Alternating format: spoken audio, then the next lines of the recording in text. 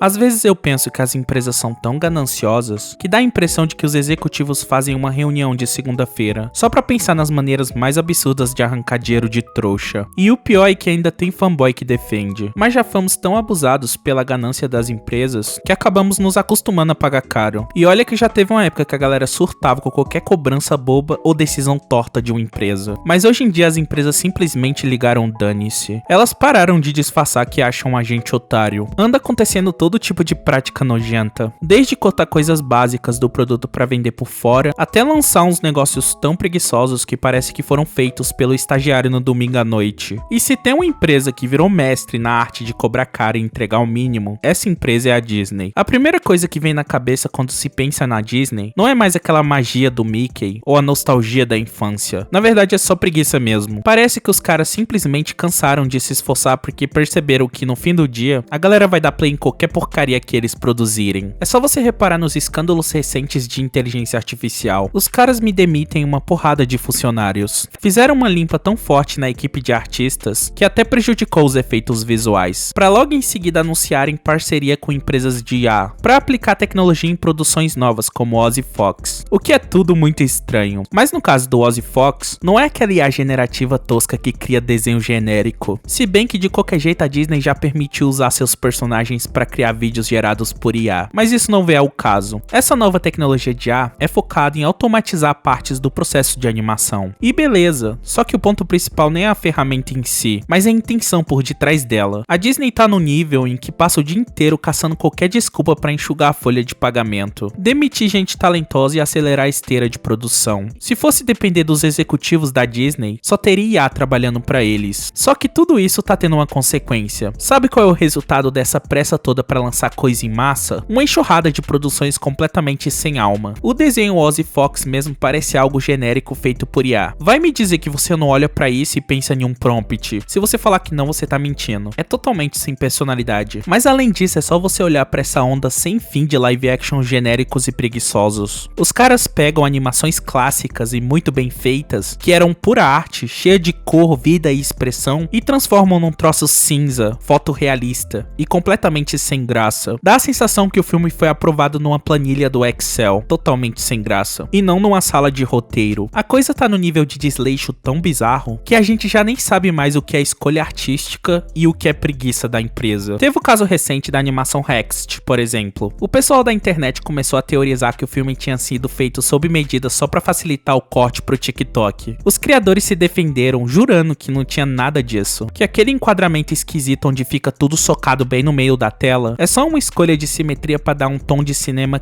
cult, até parece. Mas pra falar a verdade, isso parece muito uma desculpa esfarrapada pra disfarçar o quanto aquele bagulho foi nitidamente pensado pra virar um corte de 15 segundos no Shorts ou no TikTok. É a arte sendo totalmente deformada só pra caber no feed de alguém que tá rolando a tela sem prestar atenção. E se a Disney tá no nível de preguiça descarada pra segurar sua atenção a qualquer custo, ela definitivamente não tá sozinha nessa. Porque se tem uma empresa que é mestre em entupir o catálogo com conteúdo duvidoso e achar que a gente vai engolir qualquer coisa sorrindo, essa empresa é a Netflix. A mesma empresa que anos atrás postava no Twitter que amar é compartilhar a senha, hoje te cobra uma taxa extra se você tentar usar sua conta na casa da sua namorada, por exemplo. Mas a ganância dos caras não parou por aí. Eles tiveram a audácia de criar um plano pago com anúncios. Você paga uma mensalidade e ainda tem que engolir um comercial no meio da sua série. Ou seja, a gente pagou anos pra fugir da TV aberta, pra no final o streaming virar a própria TV aberta, só que dessa vez cobrando ingresso. E o pior não é nem a cobrança, é a qualidade do que eles entregam. Sabe aquelas séries que parecem ter sido escritas por um algoritmo preguiçoso? Cenários genéricos, diálogos rasos, atuação meia boca. São produções feitas sob medida pra você deixar rodando de fundo enquanto mexe no celular. Se você perder o foco por 10 minutos rolando o feed do TikTok, não vai perder absolutamente nada da história. E não pense que é só na Netflix. A concorrência aprendeu rápido o caminho da picaretagem. A Amazon Prime começou a meter um comercial no meio dos filmes e te cobrar uma taxa extra na assinatura só pra você não ver anúncio. A HBO Max acabou com um plano padrão, tirou a qualidade em 4K e o áudio em alta definição de quem já era assinante, e jogou tudo isso no plano VIP caro. Eles pioraram um serviço que você já tinha de propósito só pra te extorquir mais um pouquinho. Olha como essas empresas são legais. E essa palhaçada não ficou restrita à indústria de mídias. A indústria da tecnologia inteira abraçou essa filosofia nojenta de vender produto capado. Hoje em dia virou moda as empresas te venderem algo com qualidade inferior ou faltando o básico, sabendo que você vai ter que gastar mais caro para ter o mínimo. E nisso aí não tem como não mandar a real. A Apple domina a arte de fazer o cliente de otário. E o mais bizarro de tudo, o próprio consumidor ama ser feito de trouxa. Os caras tiram o carregador da caixa de um celular que custa o olho da cara, sob a desculpa mais esfarrapada da história: salvar o meio ambiente. A pessoa paga 8, 10 mil reais num aparelho, abre a caixa e só tem um cabo jogado lá dentro. Pra conseguir carregar a porcaria do celular, o coitado é obrigado a comprar um carregador por fora, que vem em outra caixa de papelão, envolvido em outro plástico, gerando outro frete. E a natureza que se exploda, né, Apple? O importante é enfiar a venda casada no rabo do consumidor e ver ele sorrir. Mas o ápice do ridículo nem é a empresa ser gananciosa, é o pobre lascado que se endivida em 36 vezes no carnê, comprometendo a renda dos próximos 3 anos da vida dele, só pra poder andar na rua ostentando uma maçã mordida na capinha transparente. É ridículo. Mas agora, falando de qualidade de produção, tem um truque que as empresas adoram usar quando o jogo ou o filme é ruim: usa a pauta da internet pra disfarçar a incompetência. Em vez de contratar um roteirista bom, eles seguem uma checklist tipo da Sweet Baby Inc. e enchem a obra de militância rasa. Se o público reclama, eles apontam um dedo e chamam todo mundo de intolerante. A Sony, por exemplo, gastou 8 anos e uma fortuna em Concord, um jogo tão focado em pronomes e personagens genéricos que esqueceram a gameplay. E o resultado disso? Os servidores fecharam em 2 semanas. Já o Marvel Rivals estourou porque focou no básico: jogabilidade divertida e personagens marcantes e bonitos. E um jogo sem liçãozinha de moral. O público quer jogo bom, não a palestra cultural. E pior que isso, quando um produto é horrível, o estúdio apela pro rage bait. O maior exemplo disso é a série da Velma. Tiraram o Scooby-Doo, deixaram os personagens insuportáveis e entupiram de piada de sexo e droga. Eu tenho certeza que eles sabiam que isso tava horrível, mas a ideia era essa: te dar raiva pra você ir xingar no Twitter e gerar engajamento pra isso. E pra piorar tudo, a imprensa especializada vira cúmplice dessa palhaçada. Se uma obra é uma porcaria, mas cumpre uma checklist de pauta do momento, os críticos dão nota boa, chamam de obra-prima necessária e fingem que o roteiro é genial. Aí quando o público de verdade acha uma merda e mete uma nota baixa em algum site de crítica, a narrativa do estúdio já tá pronta. O nosso produto é incrível, o público que não tá preparado. É a desculpa perfeita pra incompetência continuar dando lucro. E se você acha que a situação tá feia só no cinema e no streaming, é porque não tá prestando atenção no que tá acontecendo no mundo dos games. A situação tá bem pior. A ganância dessa indústria atingiu um nível tão doentio que hoje em dia você paga uma fortuna num jogo e na prática recebe um produto incompleto. E o que a gente tava esperando aconteceu da pior forma. A pré-venda do GTA 6 finalmente saiu. E os caras não tiveram vergonha nenhuma de meter o pé no peito do consumidor, cobrando um valor absurdo logo de cara, abrindo portas para lojas exclusivas dentro do jogo e monetizações pesadas. E o problema não é a Rockstar fazer isso, ela tem qualidade. O problema é que quando uma gigante desse tamanho valida uma prática nojenta dessas e cobra esse preço, todas as outras produtoras no mercado se acham no direito de copiar. Ela basicamente deu um mau exemplo. E lembrando que toda essa palhaçada de microtransações que a gente atura hoje